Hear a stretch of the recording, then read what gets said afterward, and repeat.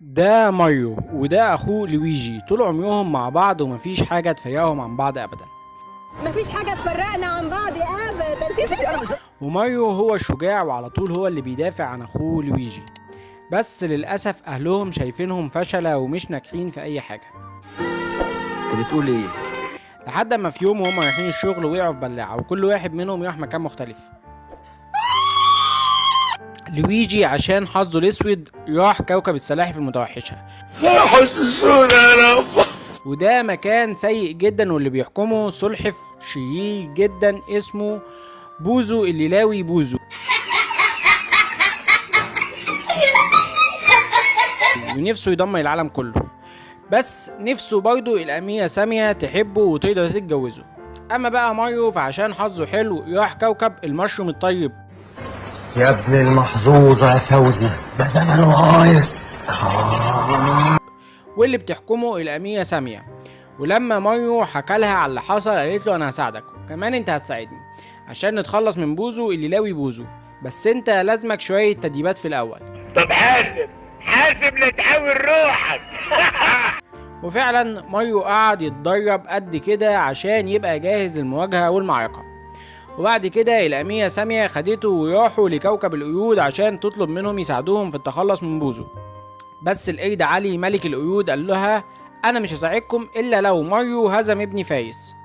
وطلع فايز بقى وقعد يضرب ماريو لحد ما عدمه العافية. تتضرب ياض، هو انت ما بتعيش دماغ الا معوره كل يوم ياض ولا ايه؟ احترم نفسك يالا ولا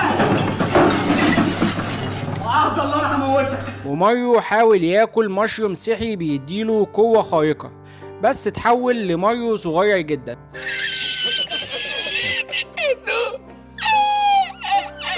وبعد كده قدر انه ياخد مشروم تاني اداله قوة خارقة تانية خلته بقى قط ب7 ارواح، وقدر انه يهزم فايز.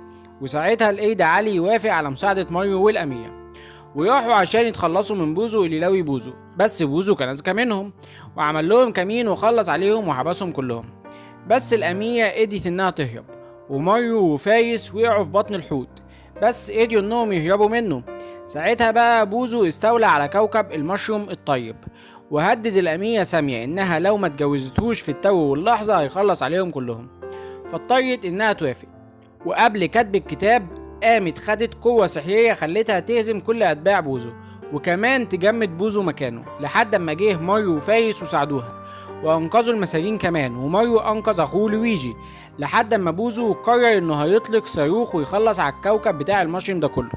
بس ماريو قدر يخلي الصاروخ يخش في فجوة كده، بس أول ما الصاروخ ده انفجر في الفجوة اتنقلوا كلهم على كوكب الأرض من تاني.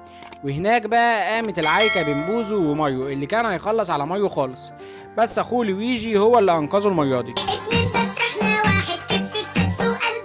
وبعد كده هما الاتنين خدوا النجمة الصافية اللي اديتهم قوة خارقة خلتهم يتخلصوا من بوزو وكل اتباعه، وخلت كل الناس تسقف لهم وعيلتهم ما بقوش شايفينهم فشلة، وكل الناس قاعدة تحييهم على شجاعتهم. وبيخلص الفيلم على كده. فلو عجبك الفيديو ما تنساش تعمل لايك وشير وسبسكرايب وتعمل كومنت عشان اكمل، ولو ما عجبكش الفيديو ما تنساش تعمل ديسلايك وشير وسبسكرايب برضه، بس تعمل كومنت عشان ابطل.